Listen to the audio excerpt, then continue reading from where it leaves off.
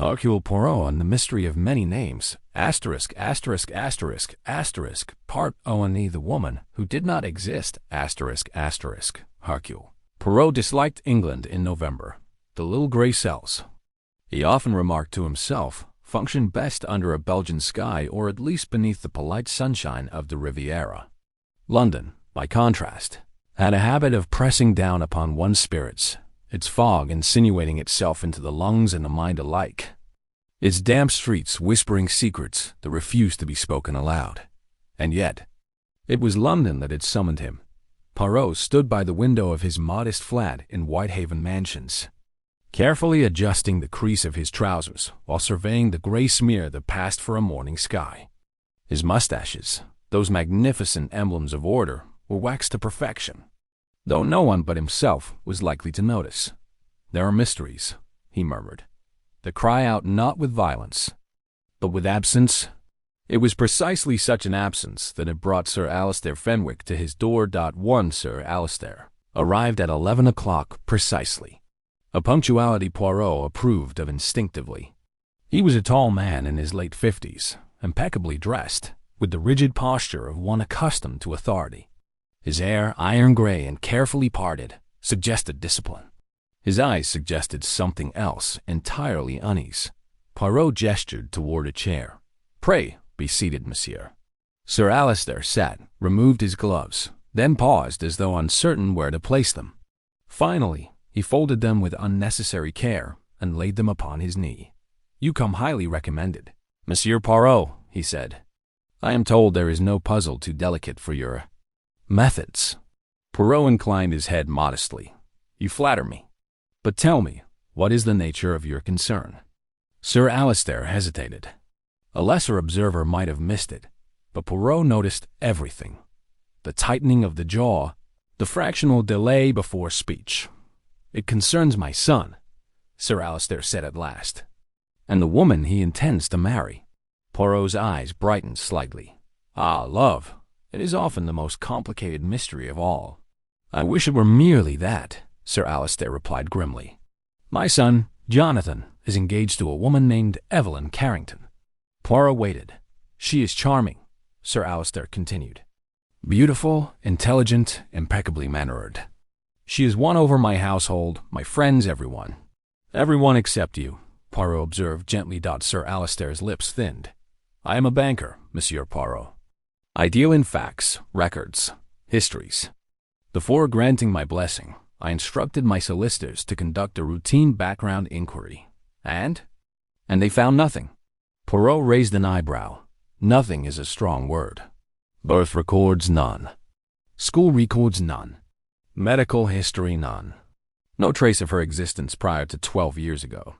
Poirot leaned forward slightly. "And yet she lives, she breathes, she speaks.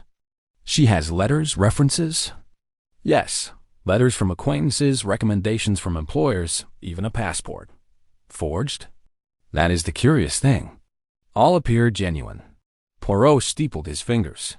"So, monsieur, you have before you a woman who exists perfectly in the present, but not at all in the past." Sir Alistair exhaled sharply. "Exactly." Poirot requested, as he always did, to meet the subject of inquiry. The engagement party was held that very evening at the Fenwick residence, a grand house in Kensington, all polished wood and restrained wealth. Poirot arrived punctually, observing the guests with polite detachment, and then he saw her. Evelyn Carrington stood near the fireplace, laughing softly at something Jonathan Fenwick had whispered in her ear.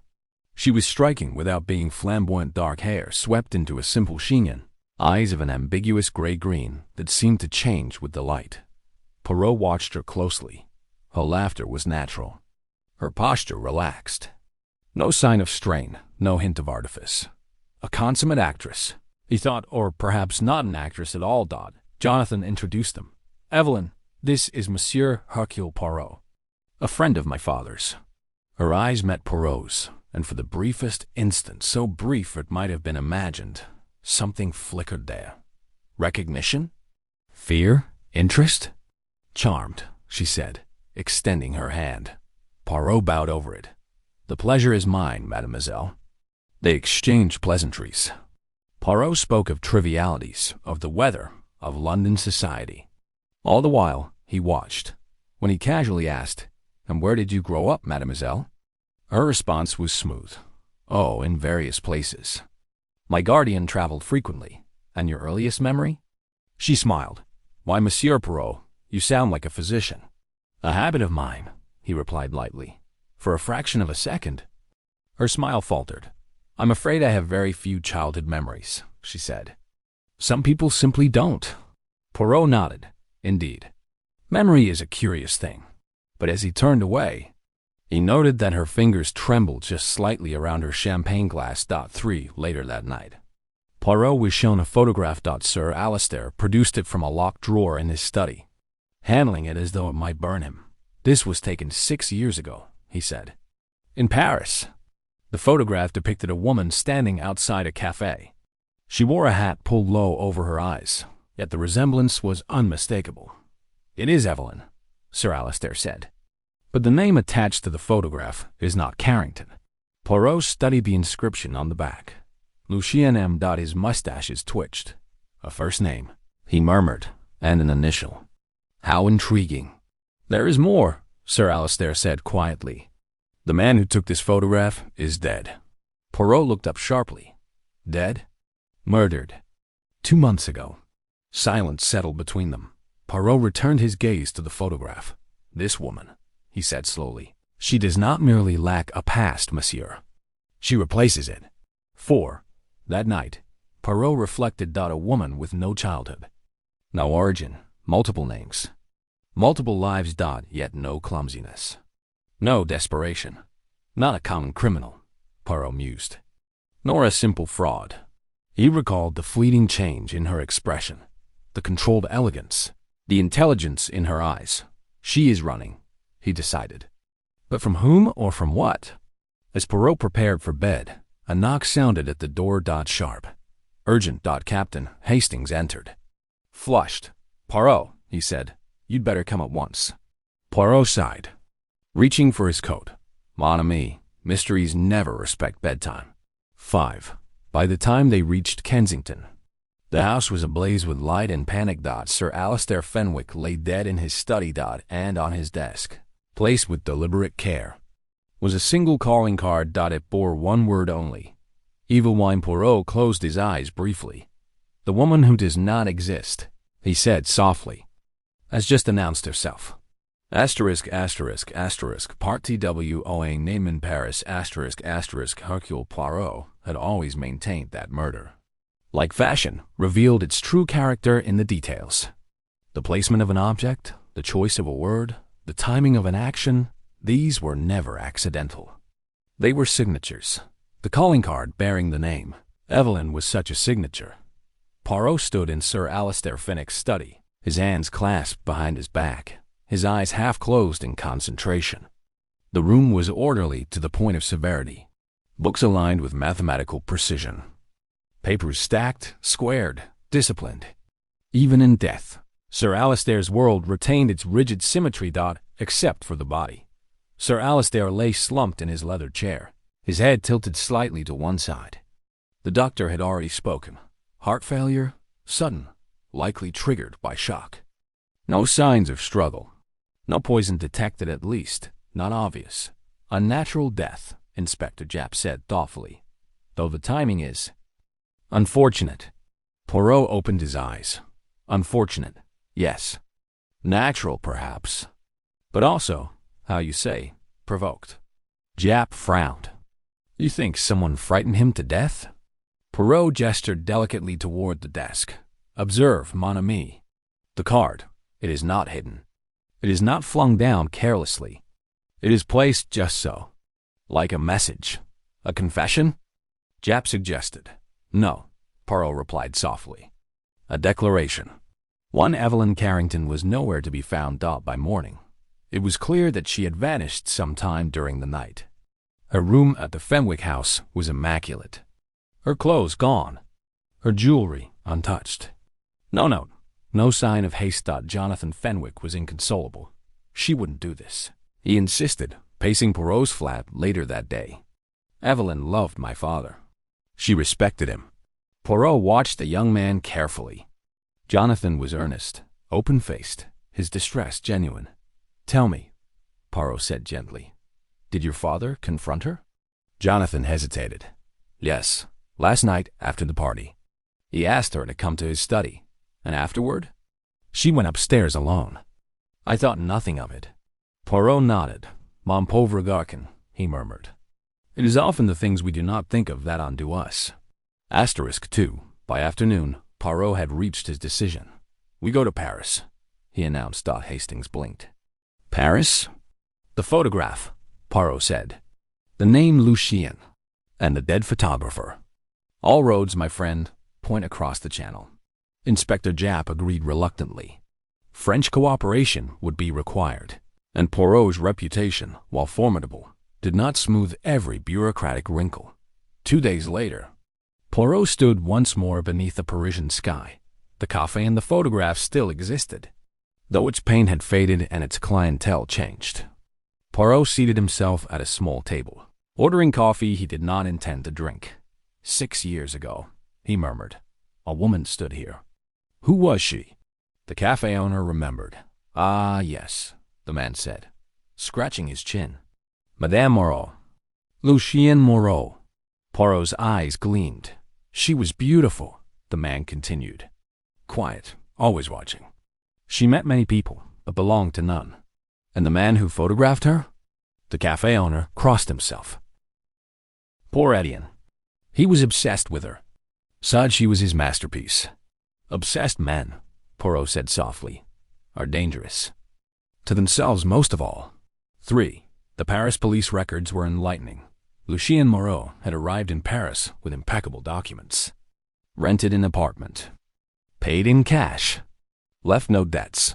She disappeared 3 years later, the French inspector said. No explanation. No forwarding address. And Etienne? Poirot asked. Murdered 2 months ago. Stabbed in his studio. Poirot examined a photograph of the crime scene. No robbery, he murmured. The knife kitchen quality. Not professional. A crime of passion, the inspector agreed. Poirot shook his head. No, a crime of fear. 4. Poirot visited the studio. Paintings lined the walls, portraits of the same woman. Again and again. Sometimes smiling. Sometimes cold. Sometimes almost cruel. She taught me how to see, Etienne's former assistant said quietly. But she was never herself. She was. Rehearsing. Poirot turned sharply. Rehearsing what? Life, the man replied. She said everyone else was improvising badly. Poirot felt the pieces shifting in his mind. She was not hiding, he realized. She was perfecting. 5. That evening, Poirot received a telegram from London. New development. Photograph found. On victim in Paris. Same woman? Different name. Poirot closed his eyes. How many names? He whispered. Does one woman need? As he prepared to leave the hotel, he noticed something slipped beneath his door. A folded piece of paper. Inside, written in a precise, elegant hand. You are closer than you think. But not close enough. Poirot smiled grimly. Ah, he said aloud. So you know me, mademoiselle. The game has begun. Asterisk, asterisk, asterisk. Part Tari, the widow of Vienna, asterisk, asterisk. Vienna in winter possessed a beauty that was almost cruel. Its streets glittered with frost. Its grand buildings stood like silent witnesses to vanished empires. And beneath its elegance lay a sense of melancholy that Poirot found most instructive. Cities, he believed, were like people. They revealed their secrets to those who listened patiently. Poirot listened. He had arrived with one name, echoing in his mind another name. Added to the growing list. Baroness Ilse von Traun.1. The name had surfaced in Paris police correspondence only days earlier. A routine cross-reference, almost overlooked. A woman of striking resemblance. Once married to an Austrian nobleman. Widowed under circumstances that were, how did the report phrase it? Unfortunate, but inconclusive. Poirot sat in the office of Inspector Reinhardt, a stout man with tired eyes and a fondness for order. The Baroness, Reinhardt said, consulting a file, arrived in Vienna 8 years ago. Married Baron Otto von Traun within 6 months. And the Baron? Poirot asked. Died less than a year later. Fell from the upper balcony of his hunting lodge. Poirot's mustaches stiffened. An accident? Reinhardt shrugged. Officially and unofficially, there were whispers, but no proof. The Baroness inherited everything. Poirot nodded slowly. A pattern begins to form. He murmured. The Von Traun residence was closed now, its windows shuttered against the cold. Poirot walked its perimeter, noting the height of the balcony, the angle of the fall. Too neat, he concluded. Too convenient. Inside, the caretaker remembered her vividly. She was kind, the old man said, but distant, always observing, as if she were studying us. Did she ever speak of her past? Poirot asked. The caretaker shook his head. No, only the future. Poirot smiled thinly. Yes, he said. She would. 3. Poirot examined the Baron's personal papers, love letters, financial documents, insurance policies. One detail stood out, a recent change in the Baron's will, signed only weeks before his death. He intended to leave a portion to a charity, Reinhardt said. But the final version leaves everything to the Baroness. Poirot tapped the paper gently. A man anticipating death, he said, or a man persuaded to prepare for it. 4. That evening, Poirot attended a small gathering where the Baroness had once been a frequent guest. Her name still lingered in conversation, spoken with fascination and unease. She was not greedy, one woman insisted. She barely spent the money. Then why marry him? Another asked. Poirot interjected softly. Perhaps, he suggested, because he was necessary. They stared at him. For what? Someone asked. Poirot did not answer. 5. The final revelation came from a letter. It had been overlooked, dismissed as sentimental nonsense. Poirot read it carefully, noting the phrasing, the rhythm, the unmistakable elegance of the hand. I am not what I seem, Otto, but with you, I could almost pretend. Poirot closed the file. Not a confession, he said to himself. A warning. 6. That night, as Poirot returned to his hotel, he sensed it. The unmistakable feeling of being watched. In the lobby, a woman passed him. She wore mourning black. Her veil obscured her face. But as she turned, just slightly, Poirot caught a glimpse of familiar eyes. Gray-green. She did not stop. She did not speak. She vanished into the winter crowd. Poirot stood very still. Vienna, he murmured, is another stage. 7. The next morning brought news. A sealed envelope awaited Poirot at the concierge's desk. Inside was a single sentence, typed neatly. Some men fall. Others are pushed. But I only survive. Poirot folded the paper carefully. Ah, mademoiselle, he said softly. You leave traces not by mistake, but by design. He looked out at the snow-covered city. And yet, he added, even the cleverest performance must end. Asterisk. Part F of Zurich. Asterisk of Rome. Asterisk Rome greeted Hercule Poirot with sunlight and shadows in equal measure, where Vienna had been restrained and mournful. Rome was theatrical, its ruins dramatic, its streets alive with gesture and sound. Poirot suspected at once that this was no coincidence. If a woman wished to reinvent herself completely, what better city than one built upon layers of performance? The name he carried now was yet another. Isabella Conti. 1. The Teatro Belladonna stood on a narrow street near the Tiber, its facade chipped, its glory faded. Inside, however, the air still vibrated with ambition. Poirot sat in the empty auditorium while the stage manager spoke. Isabella? The man said. Yes, I remember her well. Not the most talented, but the most disciplined. Disciplined, Poirot repeated. In what way? She studied people, the man replied. More than scripts. Poirot smiled faintly. 2. Isabella Conti had arrived in Rome 5 years earlier.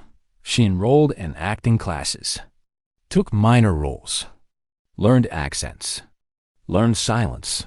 She could become anyone, her former instructor said. But I don't think she ever wanted applause. Then what did she want? Poirot asked. The instructor hesitated. Control. 3. Poirot examined old photographs. Costumes transformed her peasant girl, noblewoman, grieving widow.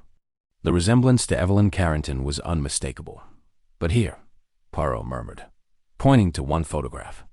"She is not acting." The instructor leaned closer. "That was taken after rehearsal," he said. "She thought no one was watching." In the photograph, Isabella's expression was guarded, calculating, the face of a woman preparing for there had been a lover. Marco Bellini, young, passionate, reckless. He believed she loved him, Marco said bitterly, when Poirot found him in a small cafe. But she loved something else, and that was? Poirot asked, becoming. Poirot nodded. And when she left? Marco laughed harshly. She told me she was dying. 5. The official record confirmed it. Isabella Conti, deceased. Cause, illness. Body, never recovered. Poirot closed the file slowly. A death without a body, he murmured. A disappearance disguised as an ending. 6. That evening, Poirot walked alone near the Colosseum. The city glowed with ancient drama. He felt rather than saw her presence. "You learned here," he said aloud, softly. "You learned how to disappear convincingly." A woman brushed past him. "Not disappear," a voice whispered. "Transform." Poirot turned, but there was only the crowd. 7 back in his hotel. A parcel awaited him. Inside, a theater program, folded neatly, on the margin. In elegant handwriting, every role teaches something. Rome taught me truth. Poirot closed his eyes. "You are not a monster," he said quietly. "But you are dangerous." He looked at the program once more. "And now," he added, "the performance grows darker." Part Fivia grave in Madrid. Madrid did not pretend. Unlike Paris, which concealed its secrets behind elegance, or Rome, which dramatized them. Madrid exposed them. Brutally sunlit streets, sharp shadows, and a history written in blood and survival. It was a city that understood reinvention not as art, but as necessity. Hercule Poirot arrived with a single conviction. If the woman had truly died anywhere, it would be here. 1. The cemetery lay on the outskirts of the city, vast and white beneath the Spanish sun. Rows of stone markers stretched endlessly, each bearing a name, a date, a claim of finality. Poirot disliked cemeteries. "They are," he often said, "far too confident."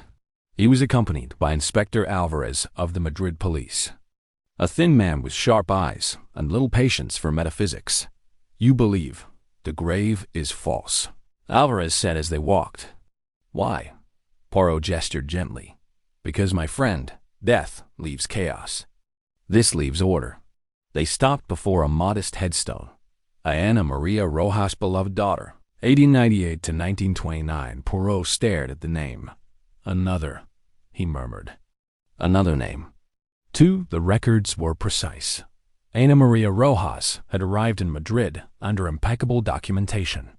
She worked briefly as a translator, lived quietly, fell ill, died. No family claimed the body, Alvarez said. No doctor attended her final hours. Convenient? Yes, but not illegal. Poirot examined the handwriting on the registry forms, the loops, the pressure. "It is hers," he said. "The same hand, the same discipline." "Then she died," Alvarez replied bluntly. Poirot shook his head. "No, she rehearsed dying." 3. Exhumation was granted reluctantly. The coffin was opened. Under the harsh noon sun. Inside lay a body. Female, approximately the correct age, but Poirot frowned. "The teeth," he said quietly. "Too warm." Alvarez stiffened. "You think this is not her?" Poirot straightened. "I am certain." 4. The truth emerged slowly, as truths often do. The woman in the grave had been a patient at a charity hospital. Poor, unclaimed, convenient, a substitution, a stranger given a name, Poirot said softly, and a name freed to walk away. Alvarez crossed himself. Why go to such lengths? Poirot's eyes darkened, because she was afraid. 5. Fear. Poirot discovered had a name. In Madrid's quieter quarters. There were whispers of a man, never the same description twice. Always influential, always unseen. Documents forged. Passports created. History's erased. A broker of identities. The man behind the names, Poirot murmured. And the woman? She is not the architect, Poirot realized. She is the masterpiece. 6. Poirot traced Ana Maria Rojas's final days. She had been watched. Followed. A neighbor recalled a man waiting in the shadows. He never spoke, the woman said. But she was terrified. Poirot closed his eyes briefly. You were not hunting, he thought. You were hiding. 7. That night, Poirot received his first direct warning. It came not as a letter, but as an action. His hotel room had been entered. Nothing stolen. Everything moved slightly. His suitcase rotated. His papers reordered. His toothbrush placed precisely parallel to the sink. Poirot smiled thinly. You know me, he said aloud. And you wish me to know that you know. 8. The note came later. Slipped beneath his door. Stop digging. Some graves are meant to stay closed. Poirot folded it carefully. Threats, he said calmly, are admissions of weakness. 9. Poirot returned to the cemetery alone. He stood once more before the false grave. You chose Madrid, he said softly, as though speaking to the dead. Because here, survival is respected. He paused. But you underestimated something. The wind stirred dust at his feet. You underestimated justice. 10. As Poirot left the cemetery, a figure watched from a distance. A woman, veiled against the sun. She did not approach. She did not flee. She simply watched. There. Eyes met briefly across the crowd. No fear, only regret. Poirot inclined his head slightly. I'm running out of names, he thought. And I am running out of patience. 11. That evening, a telegram arrived from London. Situation escalating. Fenwick. Case reopened. Public pressure.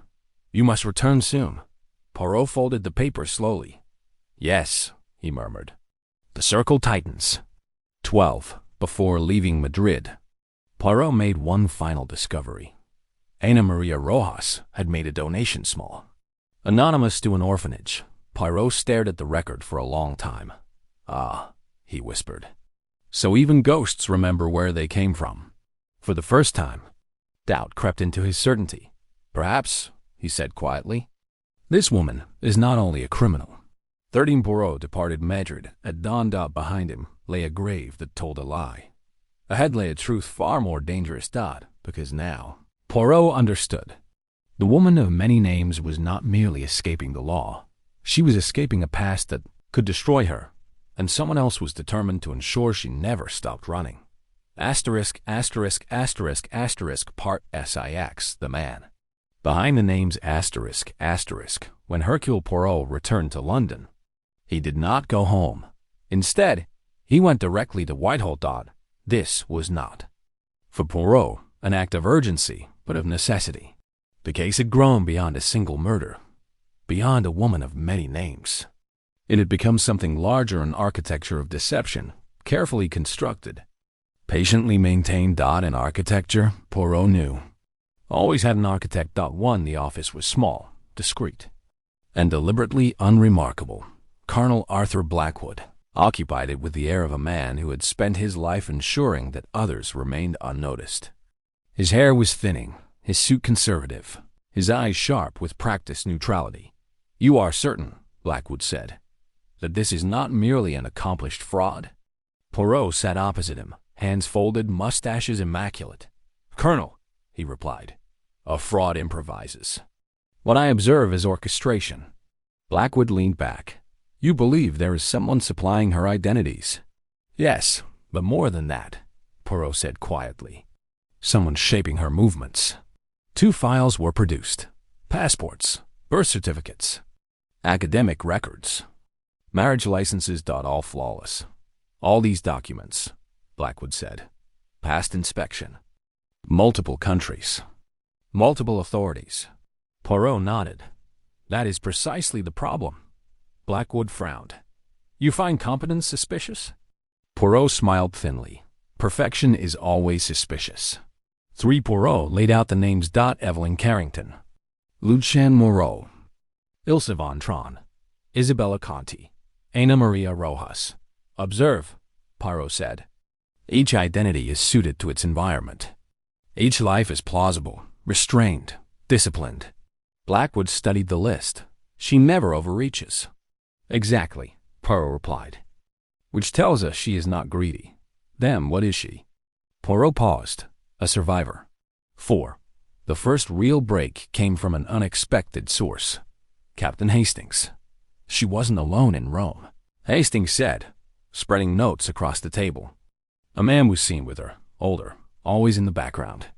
Poirot's eyes sharpened. Describe him. Unremarkable, Hastings said apologetically. That's the problem, Poirot smiled. Then we are close. 5 unremarkable men, Poirot knew, were the most dangerous. They moved freely, remembered nothing, left no impression. Blackwood's files revealed whispers of such a man. Different names, similar descriptions, always near forged identities. Never charged, a facilitator, a gardener, Poirot murmured, who tends lives instead of plants. 6. The trail led to a modest office near the Thames. No sign. No company name. Inside, filing cabinets, a desk, a typewriter, and nothing else. Poirot examined the drawers. Empty. Too empty. Recently cleared, he said. He knew we were coming. 7. That night, Poirot was followed. He did not turn. He did not quicken his pace. He merely adjusted his gloves. At a quiet corner, a voice spoke. You should stop. Poirot turned. The man was middle-aged, gray, forgettable. Ah, Poirot said pleasantly. You must be the gardener. The man smiled faintly. You are clever, he said. But cleverness does not protect you. Poirot tilted his head. And yet, he replied, you have not harmed me. The man's smile faded. No, he said, because she would not forgive it. *8. That was the moment Poirot understood. She is not your creation, he said softly. She is your conscience. The man stiffened. You don't understand. Poirot stepped closer. I understand perfectly. You provide the tools. She chooses the lives. Silence stretched between them. She was a child, the man said finally. She had nothing. Poirot's voice was gentle. And you taught her how to become everything. 9. The man vanished before dawn, but he left something behind. A ledger. Names, dates, payments. And one final entry. Circled carefully. Evelyn Carrington. Final identity to Poirot closed the book slowly. Final, he murmured. Or fatal. 10 back at Whitehaven Mansions. Poirot reflected. The woman was no longer running blindly. She was being hunted. And the hunter was growing desperate. Poirot poured himself tea. Untouched. There is always a moment, he said softly, when survival becomes choice. 11. A knock at the door. Poirot opened it. Jonathan Fenwick stood there. Pale, shaken. She contacted me, Jonathan said. Evelyn. She says she's in danger. Poirot closed his eyes briefly. Yes, he said. So she is. *12. The message Evelyn had sent was brief. I trusted the wrong person. Now he wants me silent. Poirot folded the paper. Mon pauvre enfant, he murmured. You have learned too. Late. 13. Poirot looked out the window at London's restless streets. The game had changed. No longer was he pursuing a mystery. He was racing against a decision. Would the woman of many names disappear once more? Or would someone ensure she never did again? Poirot straightened. The end approaches, he said quietly, and it will not be tidy. Part SEV. The last engagement. There are moments, Hercule Poirot believed, when a mystery ceases to be an intellectual exercise and becomes a moral one. Until that moment, a detective arranges facts, weighs probabilities, admires patterns. After it, he must decide not merely what happened, but what ought to happen next. For Poirot, that moment arrived on a rain-soaked evening in London, when Evelyn Carrington disappeared for the second time. This time, she did not vanish quietly. 1. The disappearance was discovered at Victoria Station. A porter found the engagement ring first. It lay on the stone floor near platform 7, placed carefully beside a bench, as if someone had paused, considered, and then made a deliberate choice. The diamond caught the light even in the gloom. Unmistakable. Jonathan Fenwick collapsed when he saw it. "She was going to meet me," he said hoarsely. "She said she needed to talk." She sounded frightened, but determined. Poirot examined the ring without touching it. "Placed, not dropped," he murmured. "A message, not an accident." Inspector Japp rubbed his chin. "You think she ran again?" Poirot shook his head slowly. "No, this time. She is being cornered." 2 witnesses came forward, a woman matching. Evelyn's description had been seen. Boarding a train, but no one could agree which. 1. Brighton, Dover, Manchester. Each account contradicted the last. Poirot listened patiently. "She wanted confusion," he said finally, "but not escape." Jonathan stared at him. "What does that mean?" Poirot met his eyes. "It means she wants to be found, but not by everyone." 3. That night, Poirot dreamed. He dreamed of a child standing before a mirror, trying on names the way other children tried on coats. Each name fit for a moment, then slipped away. Behind the child stood a man, faceless, watchful, guiding, correcting, shaping. Poirot awoke with certainty. "The engagement," he said aloud, "was never the goal." 4. The note arrived the following morning, not at Poirot's flat, but at Jonathan's. Poirot read it carefully. "I cannot marry you.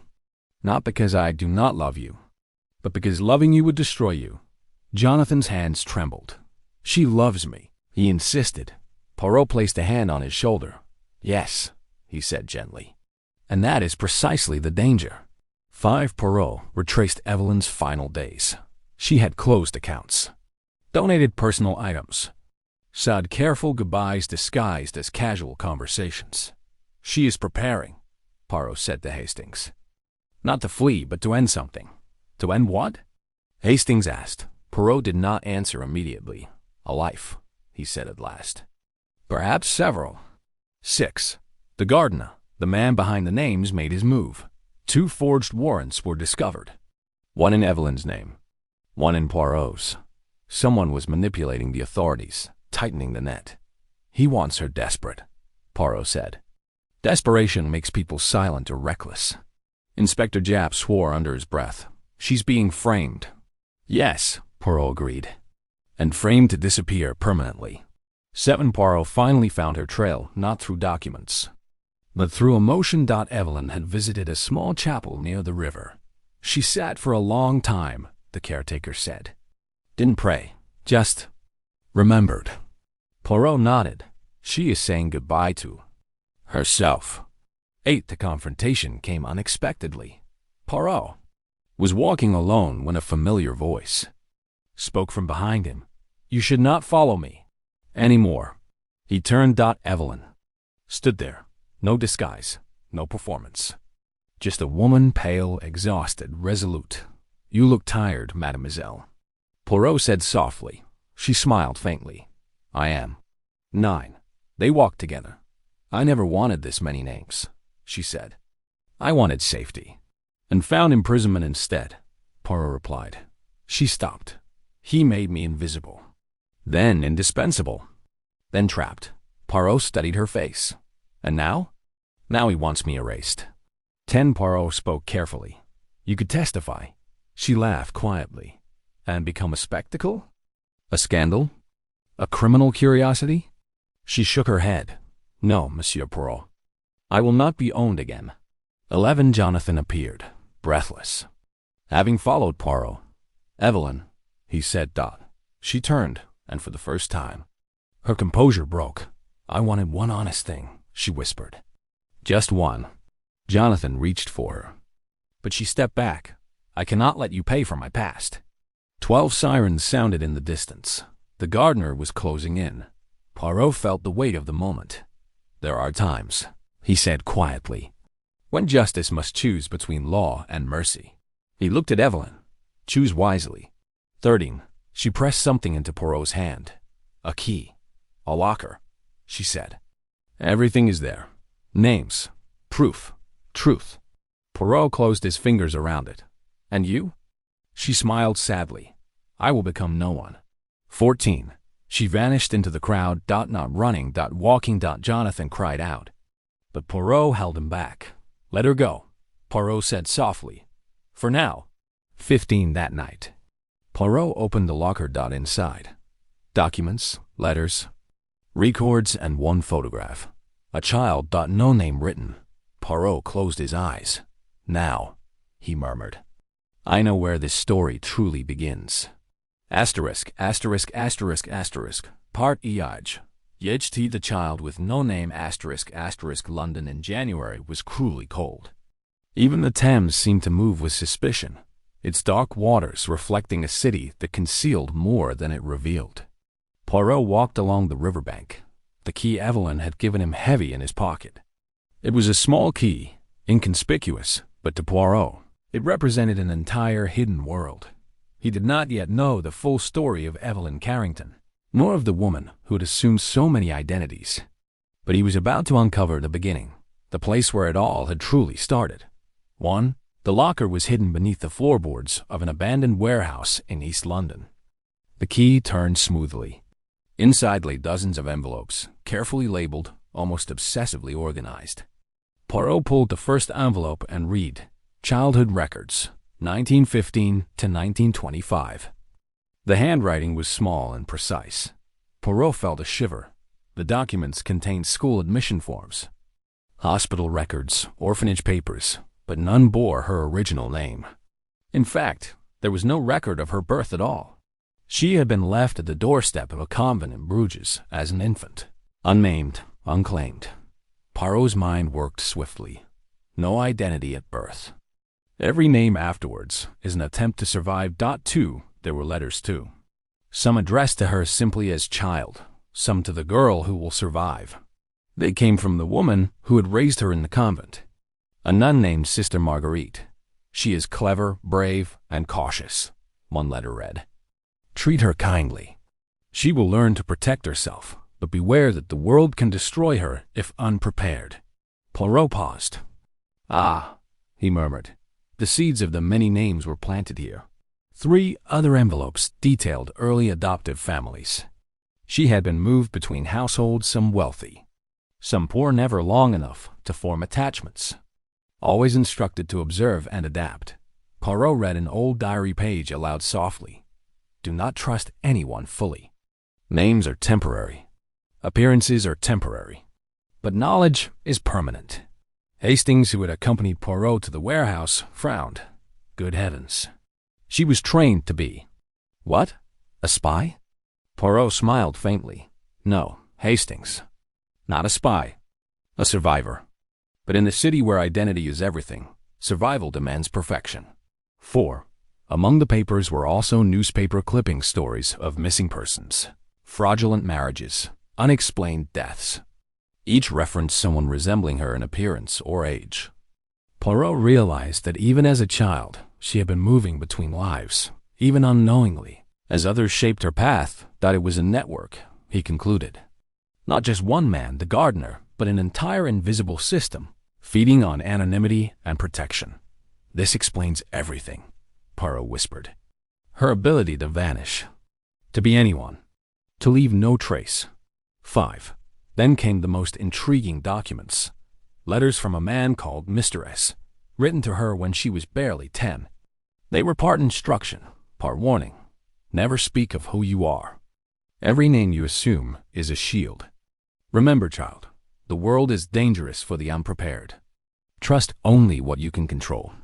Poirot's eyes narrowed. The gardener, he said softly, was not evil initially. He was survival incarnate. He built her, trained her, taught her to navigate danger. But even a teacher can become a jailer. Asterisk 6. The ledger of names continued to reveal the complexity of her adolescence. For every identity she had assumed in later years, a precursor existed in the early documents. Anya de Villers. A Belgian schoolgirl with French papers, Clara Rossi. Italian orphan who disappeared from Rome, Ilse Brandt. German-speaking child in Vienna. Each role had prepared her for another, forming a mosaic of survival and deception. Poirot shook his head. This is a life invented to protect a child who never had a name. Yet now, he murmured, That protection has become a labyrinth. A cage. 7.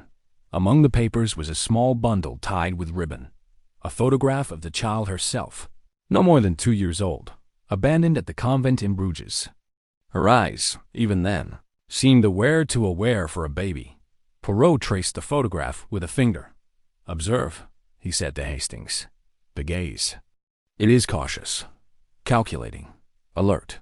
Even at 2, she is learning the rules of the world." Hastings swallowed. "I've seen children like that. You never forget them. Too sharp. Too quiet." Poirot nodded. "Indeed. And here we find the origin of the woman with many names. The foundation of her extraordinary abilities." Poirot then found something unexpected. A letter in Evelyn's own handwriting, dated years before her London disappearance. It was addressed to the child I once was. "I forgive you for everything you could not control. I honor the life you did not choose. I will survive, but I will never forget. Your courage is mine." Poirot's eyes glistened. This woman is not merely clever. She is compassionate, even toward herself. 9. The warehouse held one final revelation, a map of Europe, with pins marking every location she had lived under an alias. Each pin had a note attached, dates, names, circumstances, even emotional states recorded meticulously. Poirot studied it. "She moves," he said softly, "like a shadow, yet every step is deliberate. Not chaos, but strategy. And now," he added, "the hunter knows where to strike." 10.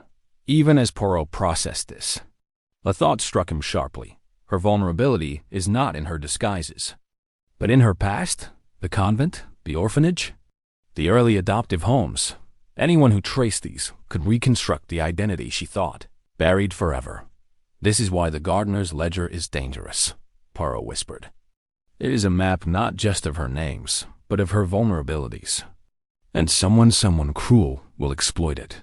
11. Hastings, uneasy, asked the question Poirot had expected. Can she be caught? Can she be forced to reveal herself? Poirot shook his head. "She may be caught, yes, but she will not reveal. That is the law of the child without a name. Survival, Hastings, is sometimes more powerful than truth."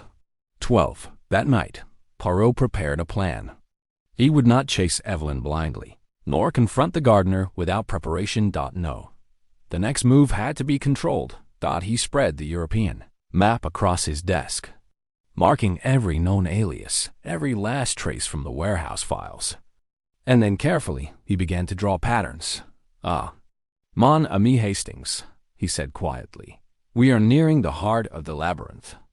But a labyrinth, no matter how complex, has a center, and all paths converge eventually." 13. Finally, Poirot read the child's first letters again. One line struck him. "Names are temporary. Knowledge is permanent." He smiled faintly. "Indeed. Knowledge," he said, "will reveal the truth. And with the truth, we will see justice, not merely for Evelyn, but for the life that was stolen from her before she ever had a name." 14. Poirot paused, looking out at the cold London night. "I understand her now," he whispered. "Her courage, her ingenuity, her mercy. And yet," he added softly, "the world she has built for herself is imperiled, because someone else seeks to control it, to control her." He clenched his fist gently, "and I will not allow it. The woman with many names will finally meet the justice and freedom she deserves." Part 9 ***. The air in London that morning was unnervingly still. Even the river, dark and sluggish, seemed to hesitate in its flow, as if the city itself were holding its breath. Hercule Poirot stood before his desk, the ledger from the gardener open before him, the map of Evelyn's many lives pinned to the wall. He had traced every alias, every forged document, every trace of the woman who had been Evelyn Carrington. Lucien Moreau, Ilse von Traun, Isabella Conti, Ana Maria Rojas, and dozens of others. And now, for the first time, he could see the pattern, the method behind the chaos. It was no longer a mystery. It was an orchestra. One, gathering the suspects. Poirot had sent invitations discreetly. Those who had appeared in Evelyn's past, or been manipulated by her or by the gardener, were to meet at a secluded estate on the outskirts of London. They arrived hesitantly. Captain Hastings, loyal as ever, tense with anticipation. Jonathan Fenwick, pale and apprehensive, unsure what part he would play. Inspector Japp, curious and skeptical. A representative of the Spanish authorities, carrying papers regarding Ana Maria Rojas, and finally, the gardener himself. Arriving under the pretense of a neutral witness, Poirot welcomed them with his usual calm. Polite gestures. "Madame and messieurs," he said, "today we reveal not merely a mystery, but a life that has been hidden, scattered, reshaped, and hunted." The gardener shifted uneasily. "You have no right," he muttered. Poirot smiled. "The right, monsieur, is less important than the truth." 2. Reconstruction of the past. Poirot began with a simple statement. "The woman you all knew under various names is one. Only one, but she has had many lives." He displayed the map, the ledger, and photographs. As a child, she was abandoned, unnamed. She was taught to survive, and she has survived through transformation. Each identity, each name, was a step in her protection and growth. But her past has also been preyed upon. Poirot motioned to the gardener. "You provided the tools. Names, documents, guidance. You enabled her life. But you also created danger because you concentrated knowledge that others could exploit." The gardener bristled. "I did what was necessary," he said. "I ensured she lived." "Yes," Poirot agreed. "But survival alone is not life. And some dangers cannot be fended off by documents alone." 3. The crimes revealed. Poirot turned to the deaths. Sir Alistair Fenwick, Etienne the Parisian photographer, Baron Otto von Traun. All were connected, indirectly, he explained. Not by the woman herself, but by those who pursued her. Fear provoked tragedy. Misunderstanding provoked violence. And in each case, the gardener system, while protective, drew attention. Jonathan gasped. "So she didn't kill them?" Poirot shook his head. "Never. She only sought to exist. And when others, men who desired control over her, intervened, they brought death upon themselves." Even the gardener paled. "You underestimate the reach of those who do not understand," he muttered. Poirot raised a finger. "On the contrary, I understand perfectly. That is why we are here today." 4. The reveal of the final name. Poirot paused. He took a deep breath, surveying the group. "Throughout her life," he said, "she has had many names. Each name suited the circumstances. Evelyn Carrington, Lucien Moreau, Ilse von Traun, Isabella Conti, Ana Maria Rojas. Each name was a shield, a disguise, a survival mechanism. But one name remains." He lifted a folded card, placing it on the table. Her final identity, her true self-chosen name, was written neatly, elegantly. "From this moment," Poirot said, "she is no longer the sum of aliases. She has chosen who she will be, and the world must respect it." No one spoke. The room was tense, waiting for the inevitable revelation. The gardener's hands twitched. "You cannot control her," he snapped. Poirot shook his head. "Indeed. And that is precisely the point. Control is an illusion. Survival, yes. But freedom is hers alone." 5. Confrontation with the gardener. Poirot turned his attention fully to the man who had orchestrated the network of names and documents. "Monsieur," he said calmly, "you have served her well. But now, your system becomes a threat." The gardener's jaw tightened. "She owes her life to me," he said, voice rising. "She owes her life to herself," Poirot replied. "You were a teacher, but a teacher cannot live another's life, and no one may decide the worth of that life except her." For a moment, silence reigned. The tension in the air was almost physical. Then Poirot added, softly, "You will leave this city. You will no longer interfere. If you refuse, the authorities, Inspector Japp, and the other agencies will see to it that your knowledge does not endanger her." The gardener looked around the room, his eyes calculating, finally nodding. "Very well," he said, voice low. "I understand." Poirot inclined his head. "Good. That is all that was necessary." 6. Closure for the victims. Poirot addressed the assembled group, recounting the chain of events that had led to each death. Sir Alistair Fenwick, frightened by the unexpected. The unknown, succumbed to fear.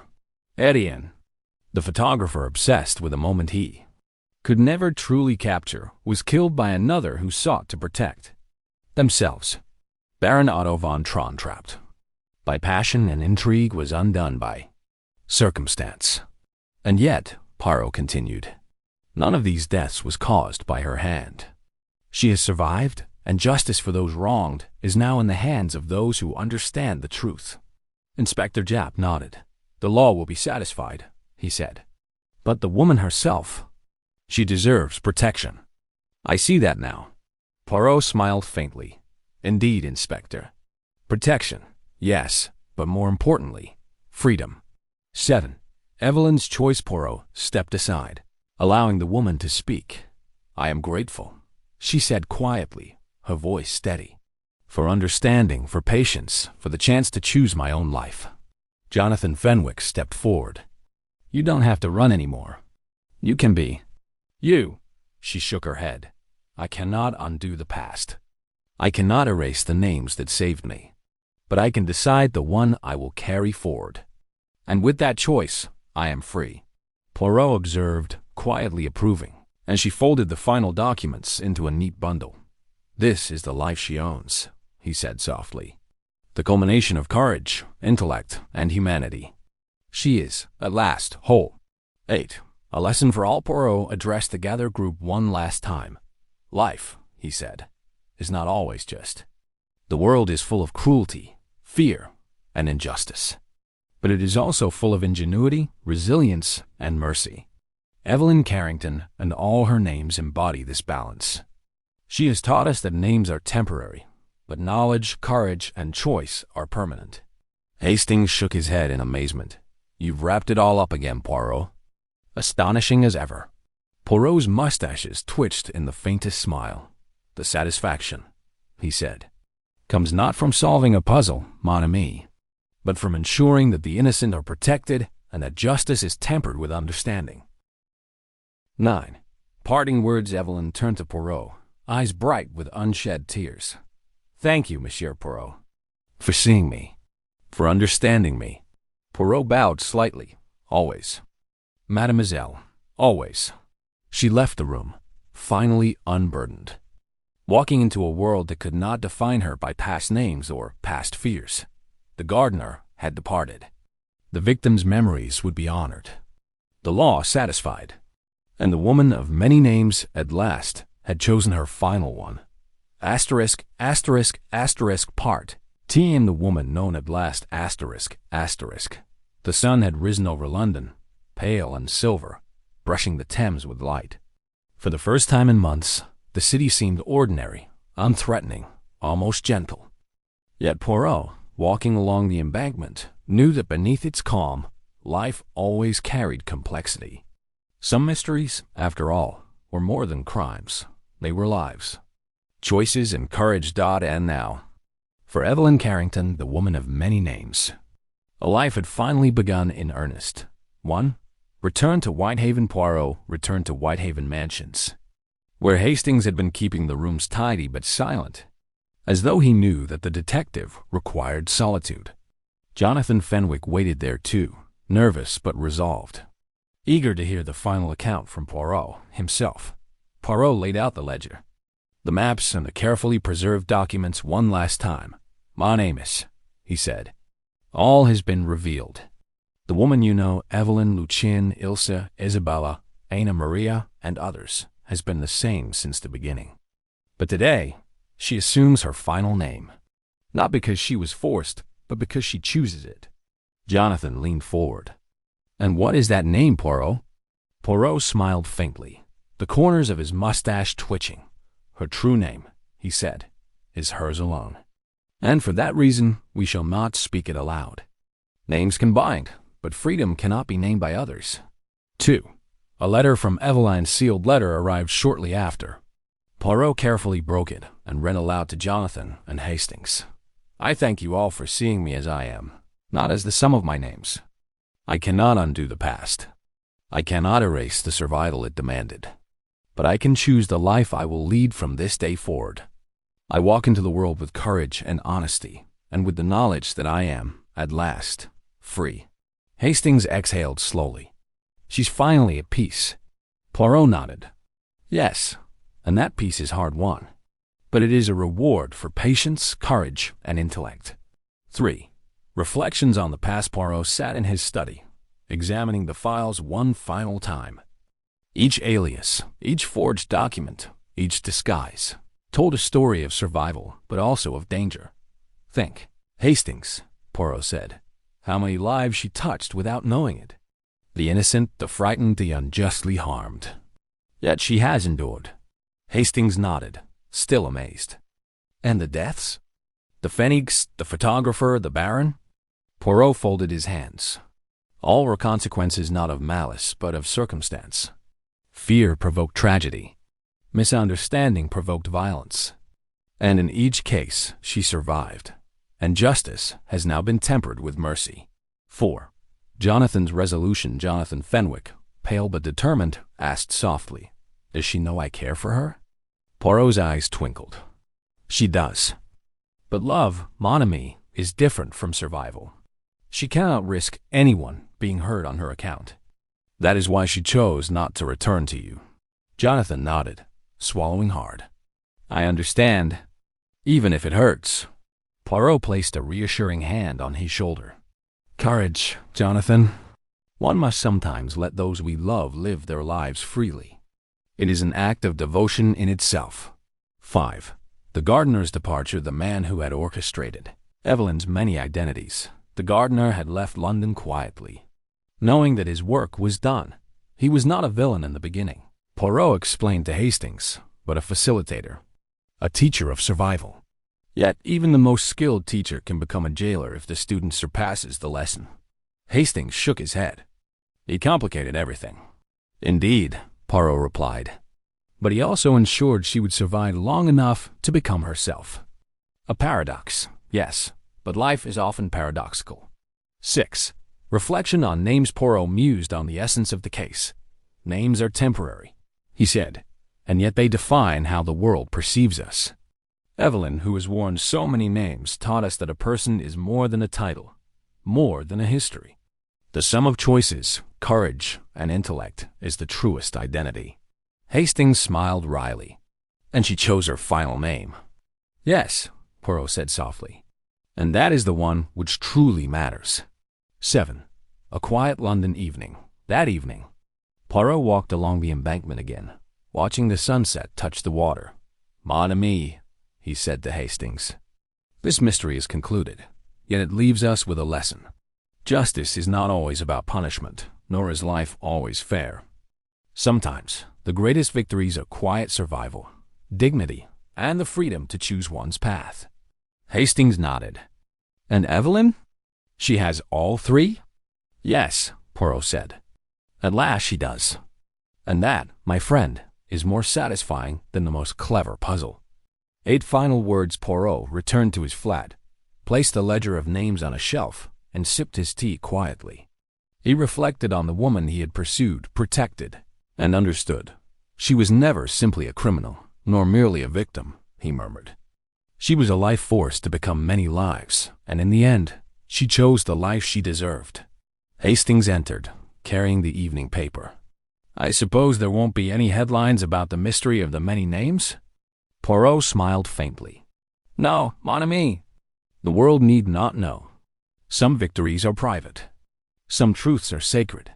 He leaned back, hands folded, mustaches twitching, and allowed himself a moment of quiet satisfaction. The case was concluded. The woman known at last had finally stepped out of shadows, and London, indifferent and timeless, flowed on. The end.